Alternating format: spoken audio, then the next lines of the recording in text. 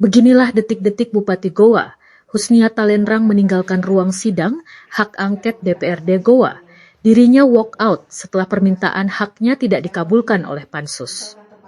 Husniah meninggalkan kursi terperiksa setelah perdebatan alot dengan para anggota Pansus. Permintaan Bupati itu hanya menginginkan pertanyaan diajukan secara kolektif dan dijawab juga secara kolektif olehnya. Namun, tak ada yang setuju karena tata tertib dalam sidang hak angket itu sudah ada sebelumnya dan diterapkan pada peserta pemberi keterangan saksi. Kendati begitu, Bupati Husniah berdiri dan meninggalkan kursi. Dia keluar ruangan dengan ditemani sejumlah simpatisannya. Bahkan, tersorot pula ada beberapa simpatisannya menggunakan patonro, penutup kepala khas suku Makassar.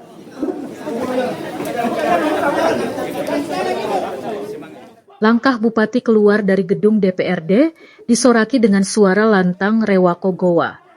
Terlihat pula, simpatisan yang menggunakan patonro ini mengawal langkah kaki Bupati untuk menuju mobil dinasnya sebelum meninggalkan gedung DPRD. Diketahui, Husniah menghadiri sidang hak angket untuk dimintai keterangan atau klarifikasi terhadap dugaan polemik yang ditudingkan kepadanya.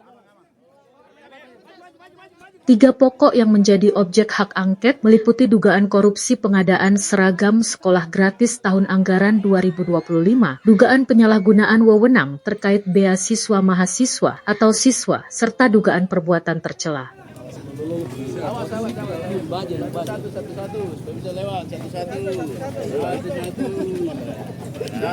Namun demikian, permintaan dari Ibu Bupati selaku terperiksa, dia meminta hak-haknya, tetapi teman-teman Pansus tidak memberikan hak-hak itu yang diminta oleh.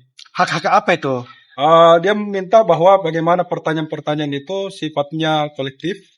Kemudian ini juga kepengennya bahwa Pansus silakan pada ranah kebijakan.